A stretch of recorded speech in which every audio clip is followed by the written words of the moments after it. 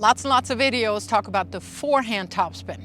In this video, I'm going to show you how to get more topspin on your backhand, why you should be hitting more topspin, and it's all without having to change grips.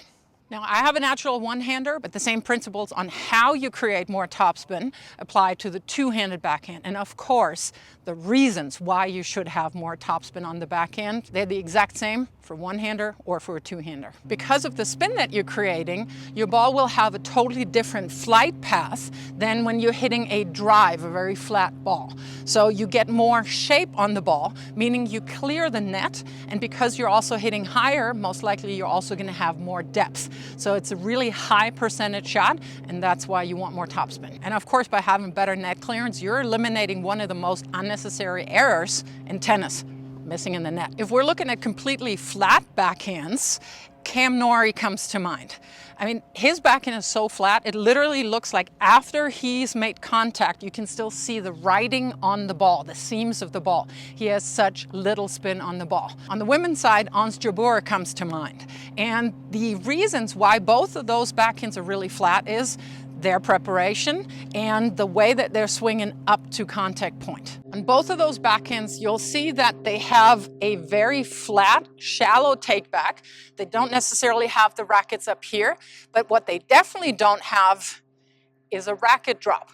So the furthest that their racket comes down is basically at the level of where they're going to make contact. So if you're only preparing your racket head like this, there's only one way to make contact with the ball, and it is to swing flatly forward. And because you're meeting the ball flat on, there's no spin on the ball. The number one thing that you want to change when you want to get more topspin on the ball is to let your racket head drop, so that it's not just becoming a forward swing, but a forward and up. And of course, that's something that you can easily work on in front of a mirror, take back, and let the racket drop. And you would do the same with a two-hander. So that's something you can shadow out of the wazoo. But of course, the topspin does not just come from how you manipulate your arm. You also want to engage your entire body a whole lot more. So not just dropping the racket face under the ball here, you also get under the ball a lot more with your legs, because you're now driving up and forward, and you're also getting a lot of energy from that leg lift. So now how you're preparing the racket head and letting it drop, and of course how much you're engaging your entire body, will lead into the next phase of the swing, and that is how your racket moves through the contact zone. So if I'm hitting a very flat ball, I have a very long, almost horizontal, traveling parallel to the ground swing zone. So now if I do have more racket head drop and I'm way below the level of the incoming ball, if I were now to swing flatly forward, I would literally whiff the ball. So if I do want to make contact with the incoming ball, now I have to swing forward and up. And that gets the rotation on the ball. The friction of the strings basically rip the ball up here.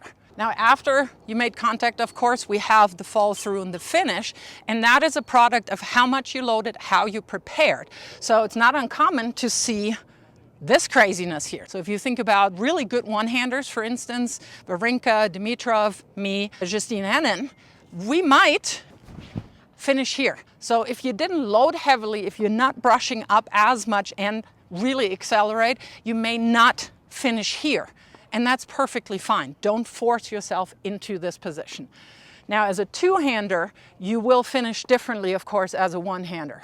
And that's why I'm kind of thinking one-handers do have a little bit more freedom to create more topspin, because it's just easier to swing up here with just one hand. But that might just be an individual feeling I have. So great drill to work on lowering the racket head and also using your leg a little bit more is to put an obstacle in front of you, and you have to clear that with spin. Could become a little painful if you mess up, so you really want to make sure that you get enough topspin to clear the obstacle. All right, and then to do the progression, you're just moving the obstacle further back in the court.